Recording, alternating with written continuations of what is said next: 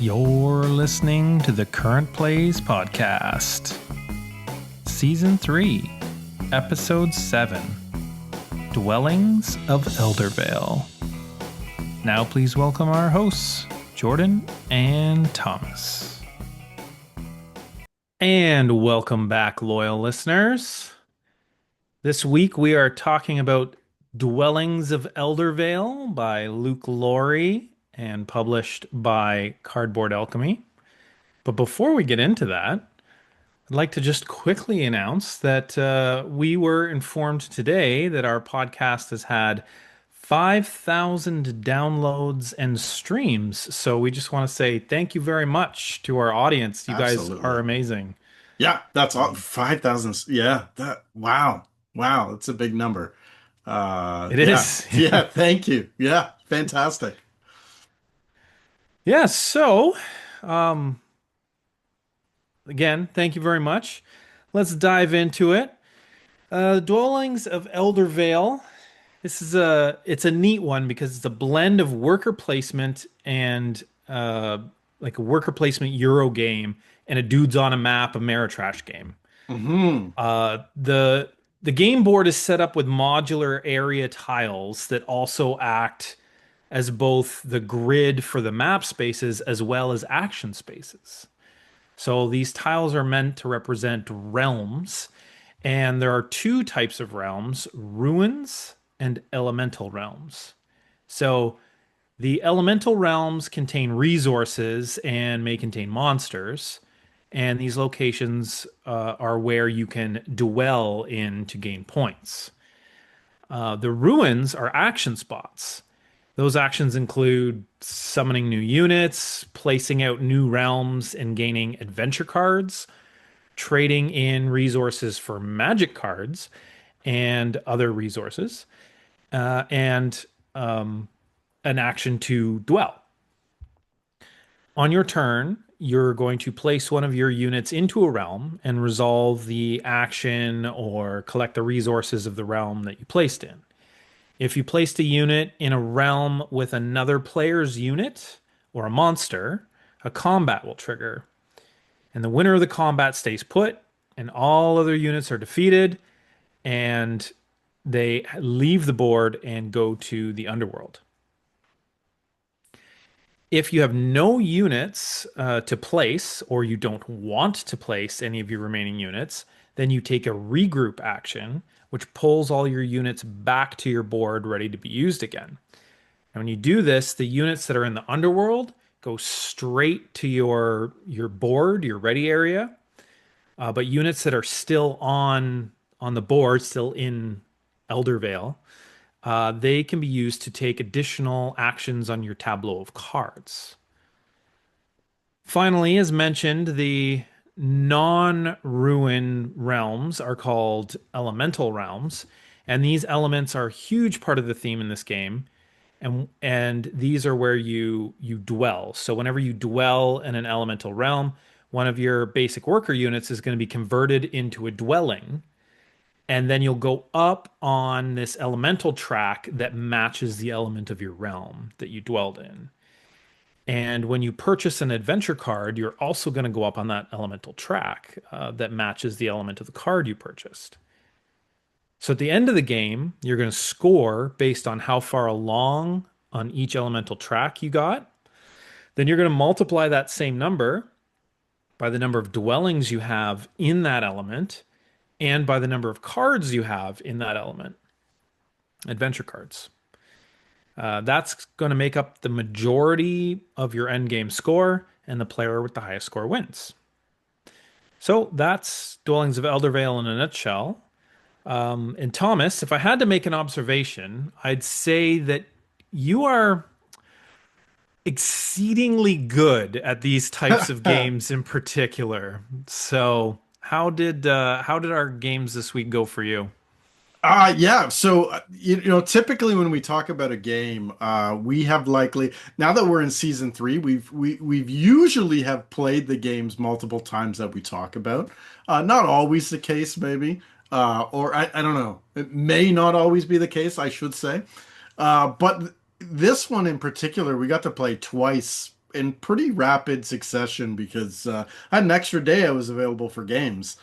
So yeah, we made use of that. Yeah, Um, yeah. to answer your question,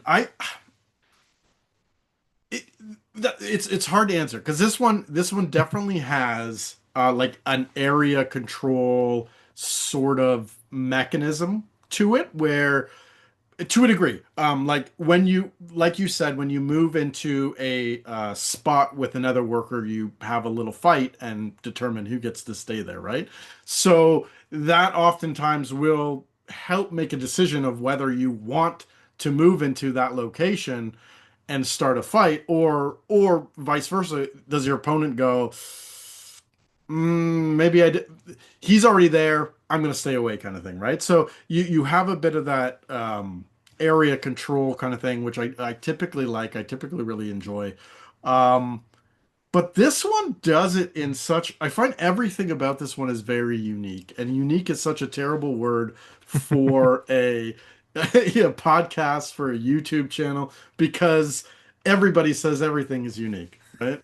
But this one, it's cool because like every mechanic in this one is it's there, but it's not like it never overshadows any of the other mechanics in it, right? That I find, which is really neat with this one, right? So you have that bit of that area control, but it's not like true area control. So Right. it's not, I wouldn't say, yeah, it's only an area control game, right? And then you have like other things where it's a worker placement where you're trying to get more workers, but then the workers can be unique as well, but you can stick to just the simple workers. And then this whole dwelling mechanic that it throws in there too, where you change your base workers to buildings, Yeah. because they're settling down in those locations, right? I don't know anything that does that. And obviously the game is named Dwellings of Eldervale, so you're making these, dwellings is a big part of it. Hmm. You don't have to dwell, but it it mean there's a lot Well, of points. You exactly, yes. yeah, you Well, kind of do if you have to dwell, ignore but it, then you're giving up tons of points, right? yeah, Because yeah. there's a and I'm sure we'll talk about it. There's different ways to score based on your dwellings. I actually all of them are based on having at least, some dwellings. But yeah, like it's a very interesting game in that sense, and I really enjoyed getting to play it once and then getting it to play it twice in rapid succession there almost, right? And I say rapid like it was like 2 days apart, but like that's pretty rapid. Yeah, for us normally like Yeah, you might wait. back-to-back plays of a game are a year apart, months apart. Exactly. Yeah, Yeah. yeah. Yeah. So yeah, like I had fun both times, and I was so surprised at like how different both plays felt when we played it, right? And even from a score-wise perspective, our second game that we played was much more aggressive, much more there was more attacks and defending of locations. Defending because you can't turtle up on any location. Right. But there was more of that where we were, knocking each other off those locations and sending each other to the underworld, or fighting monsters to do the same thing, right? Hmm. So it was almost like a lower scoring game because of all that, but still it was a back and forth, who's gonna come out on top kind of thing, right? So Yeah, so let's talk about combat real quick. yeah, The yeah, combat in this game, it's very simple. Um, and I like that. It's but it's very swingy, right? Which I think lends to the Ameritrash part of this game, right? yeah. So you it's very simple. You get a number of dice and you roll them, and whoever rolls the highest die wins the combat. So if you have a worker, there's four different types of units. You've got six base workers, then you've got a wizard, a warrior, and a dragon. So your wizard. has an ability that it can, teleport, go to any realm across the board, does nothing to do with combat. So your wizard and your workers all contribute 1 die. Now your warrior contributes 2 dice, and your dragon contributes 3 dice to a combat. And then if you have a dwelling in the realm or adjacent to the realm you're in, each one will contribute 1 die to the combat, up to a max of 6 dice. So the more things you can have in the combat, the more dice you can roll, which increases your chance of getting a high number. But, you could have one player or a monster rolling 4 dice. You go in there, roll 1 die. If you roll a 6 and they don't roll any sixes, you win. You win the combat because you had the highest number die. And if, two players have a 6, then they'll cancel each other out. You go to the next highest one. And then so if one had a 5 and, was their next highest and the other a 4 was their next highest, then the one with the 5 wins. So it's very quick, very easy. And yeah, can be used super strategically. Yeah. Yeah. Yeah. Yeah. But you can go in, thinking, "Oh, I've got this nailed down." You roll poorly, they roll well, and then you're kicked off, and now you got to rethink your plan. Actually, one of our games, I went in swinging hard against a monster. Yeah. It Yeah. backfired on me, and then you were like, "Okay, this is where I have to end the game." Yeah, yeah, it was, yeah, I literally said that was the deciding moment of the game, right? Because I knew, okay, this gives me the chance if I can rush the end, I am in a good position to, potentially win based on points, right? Just from that failed combat. Because had you passed that combat, you would have got all these extra points right before the end of the game, right? So it was like, yeah, it really came down to I don't want to say swinginess of dice, but it can be definitely swingy. And in the past, I've commented quite often about I don't like dice in games because of randomness, right? Um, but what I like about this is that it's a battle system that kind of creates the thematic of uncertainty in battle, right? So sometimes, yeah, you go up against that monster and it's got 4 dice and you have one, you're like, okay, I'm dead. And you roll a 6 and it rolls, 4 5s, right? Like, wow, what a crazy roll. That's wonderful. But my 6 beats all of that, right? And that's just like a wow, that's so cool. This happened kind of thing, right? And then things like yours the opposite can happen as well, right? Yeah. Um, but what it reminds me of in a weird way is Warhammer. So playing Warhammer, I love we both like playing Warhammer. I love the playing the odds with the dice in Warhammer, right? So you oftentimes my play style is to do things that cause me to have, fistfuls of dice, and then, excuse me, I'm shooting all into one unit, and then like just playing the odds. Okay, I should get this many hits and this many wounds, and that should be enough that you can't say whatever, right? Yep. And then this is what it is, right? So this, I get the same feeling here with less dice, but you can still go in and be like, okay, I'm gonna roll 6 dice, and I'm fighting your warrior that gets 2 dice, right? Yeah. Yeah. So I'm still playing those odds of the dice, and hoping that I roll at least some 6s to make it, you know, less likely that you're going to take it, right? So And probabilistically, yeah, if you're rolling more dice than your opponent, you should have a better chance of winning. But I also feel like once you get up to say 4, 5, 6 dice, um, it it doesn't matter as much, right? Like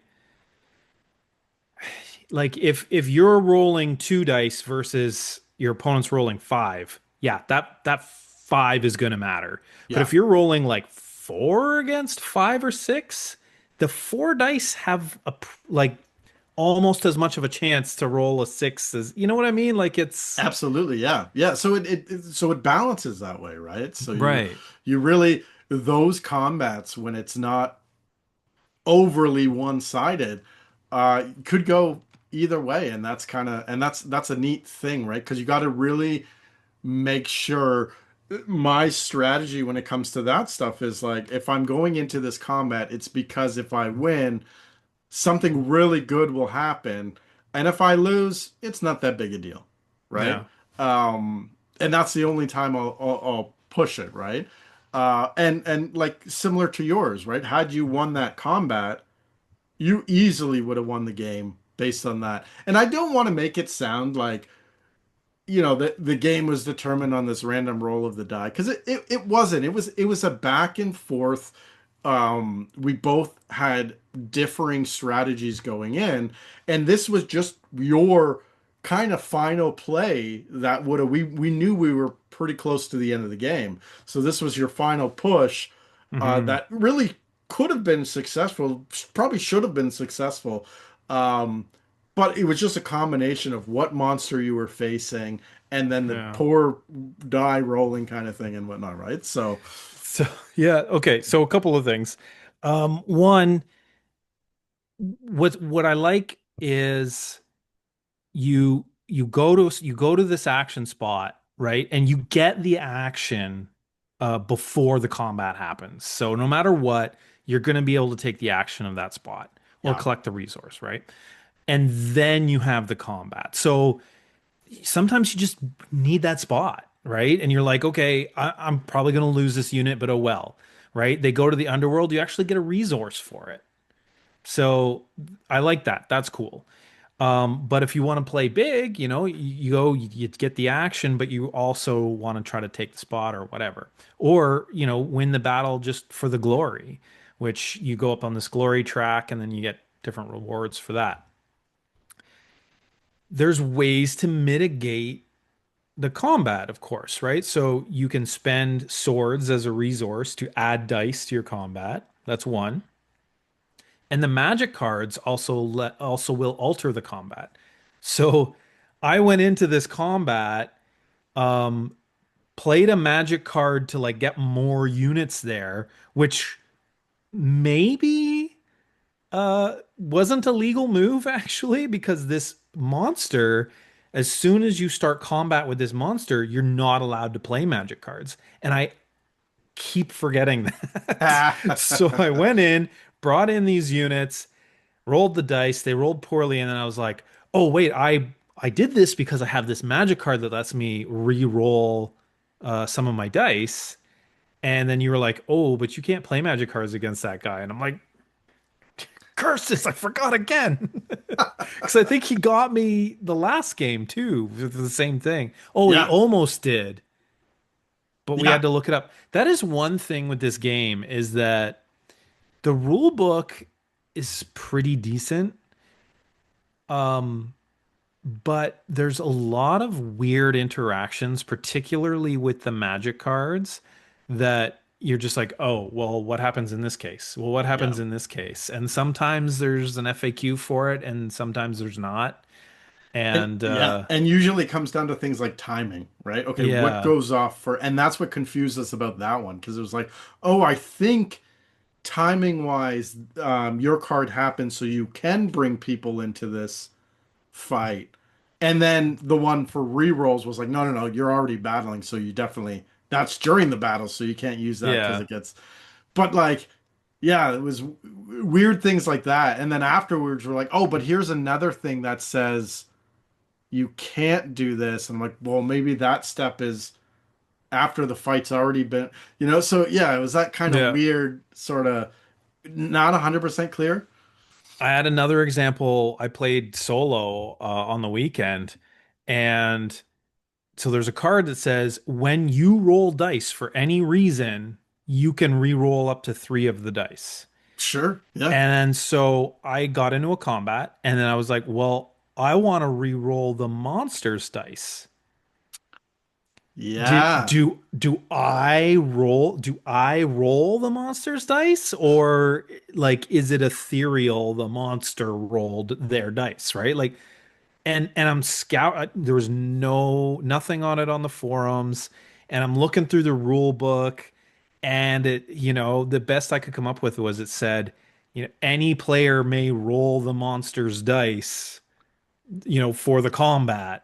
And Right, I right. don't think that was meant to interact with this card, but like those are the weird little things that come up, and I guess you just got to make a call. Yeah, exactly. Yeah, yeah. And those calls are hard sometimes, right? Because it can change things kind of drastically and in your Yeah. favor or, or against you kind of thing, right?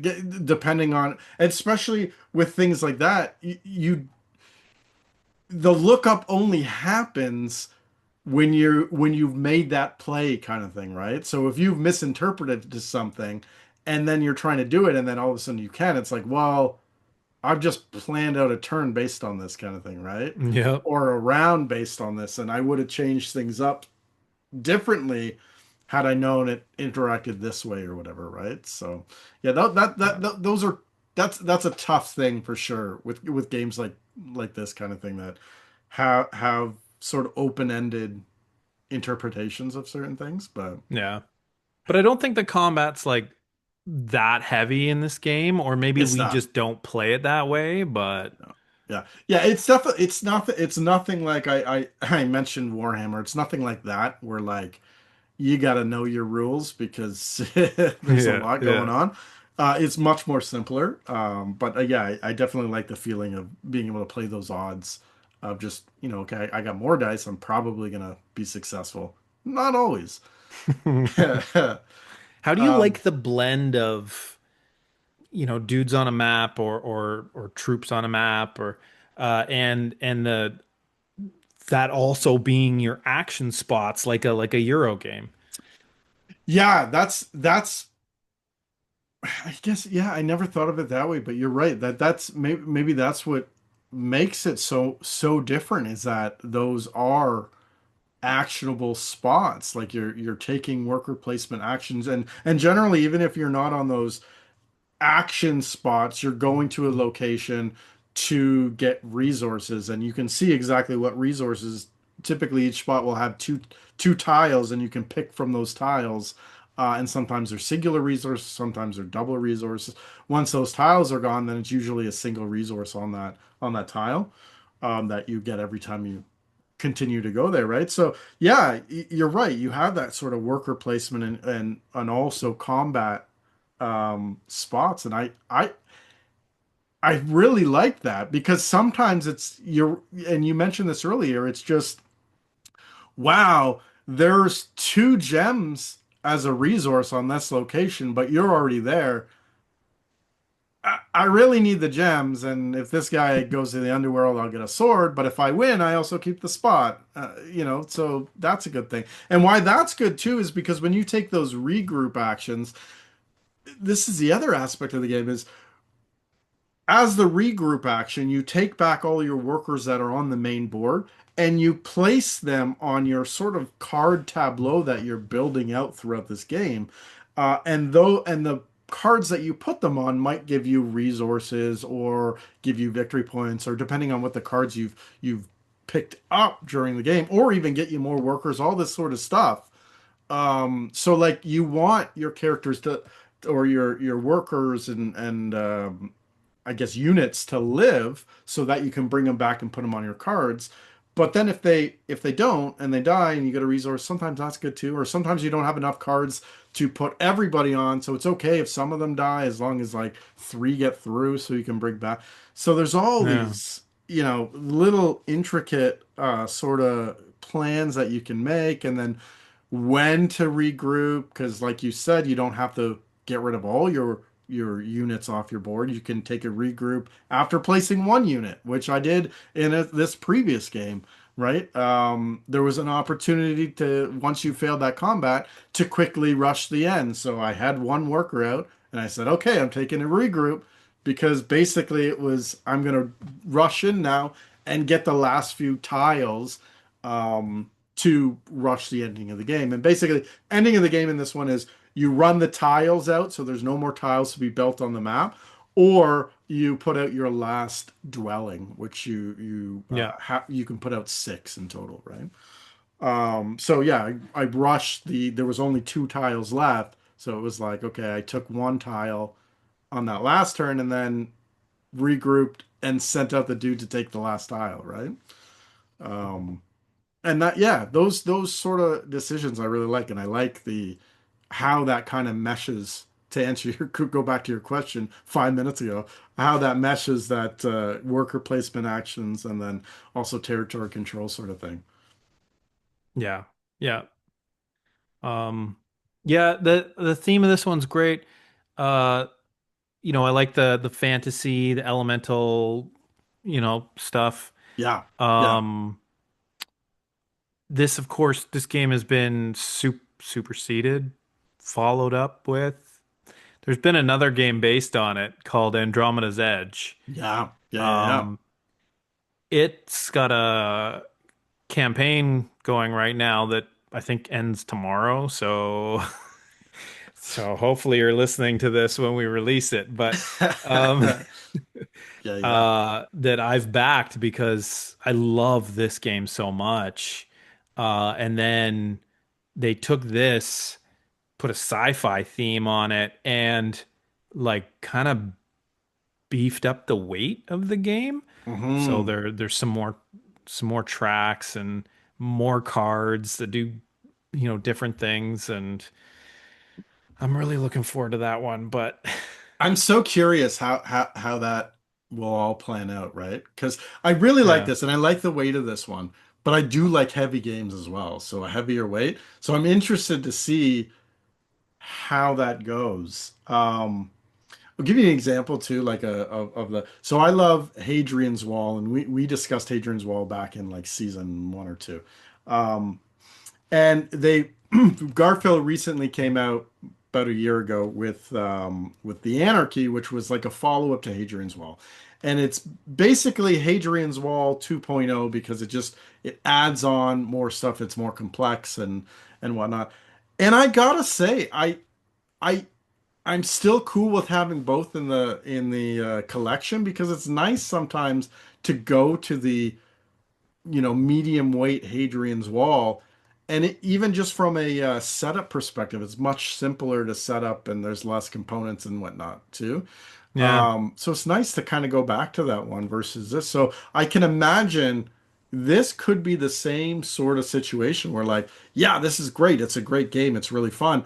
But sometimes you just want to go back and enjoy dwellings of Eldervale, right? Just as a more mid-weight sort of entry, right? I Um, imagine too, like if we had Kevin, or some of the other guys over, uh, I'd probably we played with Kevin. He picked it up like that, right? So Super quick, yeah, yeah. in a group setting, I'd probably bring this one out before I brought Andromeda's Edge out, right? Um, yeah. So there's always that. And the other thing with this one that is pretty great, right? So this game typically has a higher price point. Now, when I say that, you're looking probably if you're buying it in store, $100 if you find it for a decent price, right? That's probably like you know a good price to find it in store, right? So I get it. That can be a little pricey. But the replayability in this one is insane. Like it's off the charts. Yeah. For a few things, like A, you can play it solo. And so that's one thing easier to get to the table just because you can do that. But two, there is like I think there's like 10 colors of factions and There's each eight. So eight. there's Okay. eight elements, Right. and then so there's one like player component set per element color. So there's eight of those, but each one has two different factions on it. So there's Yeah. 16 factions. 16 factions. Yeah. And then because like you said, they're each one's attached to an element. in a two-player game, you're only looking at the two elements that are based on your faction plus two other ones, right? Yeah. Out of the eight elements, right? So and then it's a deck of cards that goes along with each. So you might not even see all the cards in the element when you like when we played, we got these last two times we had two of the same elements and we still didn't see all the cards. We got some of the same cards come up, but like we didn't see the entire deck, right? So there's still cards in there that, if came up later on, you'd be like, oh, wow, I didn't know this was part of the fire realm element or whatever, right? Yeah, yeah. Yeah, so really, really like Plus so all the much magic there. cards. Yeah, plus all the magic cards that give you, abilities and scoring conditions and quick quests to go on that give you some points and yeah, there's a ton of stuff and then just when they come up and how you use them can be different from game to game. There was one card that allowed me to stop a combat before it started, right? And I got this in both our games. In the first game, I got it. I used it against the monster to not fight this monster that would have wiped me off a space that I wanted to dwell on. And then in the second game, I used it when I think you moved into one of my spots and said, "Okay, I don't want to combat right here." And that was just, Yeah. same card, but two different plays and two different games kind of thing, right? So it was just, there's so many little things like that with the factions and whatnot that make each play so different from time to time. And I talked about how like this last game we played was much more aggressive. The one we played earlier in the week was not aggressive at all. Like we had a Yeah. few combats, but I think mostly it was with monsters, right? Yeah. Yeah, and then the other thing is like even with the monsters, you have cards that can capture monsters, so you can bring them onto your side. That's a whole thing. You might not even see it. In the two times that I've played this game before these last two times, never saw capture once. And then in both these games, we both were able to capture a monster. You the first game and me the second game kind of thing, right? So those things didn't come up and then they did and then we captured different monsters and so many different things that make it like each play that I've played this four times now and every play has been completely different, where I've Yeah. focused in different areas and done different things and I find all the factions have really unique abilities. um, I played like they were vampires or something, and they allowed me to essentially whenever I was summoning new recruits onto the board, I could sack one of my lower workers and bring out like the dragon without paying the actual cost of bringing the Yeah. dragon out, right? Pretty cool. Yeah, that was really neat to bring all that stuff, and it was the first time I ever actually got those unique characters out. And then the second game, my workers were worth two dice in combat, so it was like they're doubling their effectiveness in combat. So it was like, yeah, I should get into combats right away because then I'm rolling two dice to your one dice, which again, it still can go any way, but it's skewed in my favor at that point because of the two, right? So Mm-hmm. Yeah. totally different plays. I played one where with the vampires trying to get stuff out to, take board presence, take more action, and then the second one was, just trying to attack you, get stuff out to attack you and get you off the board so you can't get those pullback bonuses when you're regrouping, right? So it was yeah, just a really really neat game. I really like this one. Every Yeah. time. We're running short on time, but I'll just talk about the solo real quick. So the solo mode has this meeple called the Watcher. And so the solo is the ghosts of Eldervale. So you're playing against the ghosts. And there's this one particular ghost who just follows you around. So anytime you place a unit, you place this Watcher meeple in that space. Then you're going to flip a card, to see where the ghosts place and what action they want to do. And it separates a board with their units on it. So there's like three separate segments. One's got, I think, three workers and the warrior, and then there's two workers and the dragon, and then one worker and the wizard. Those are the three areas. You're going to roll a die, see what area you're taking the unit from, and you take from the leftmost. So it's usually a worker, but once you get through that pile, it's going to be one of the upgraded ones. So if you can't place where, so it'll say basically, okay, if the watcher meeple is in this space, you're going to put their unit, over here or wherever, like, but it's relative to where that watcher meeple is.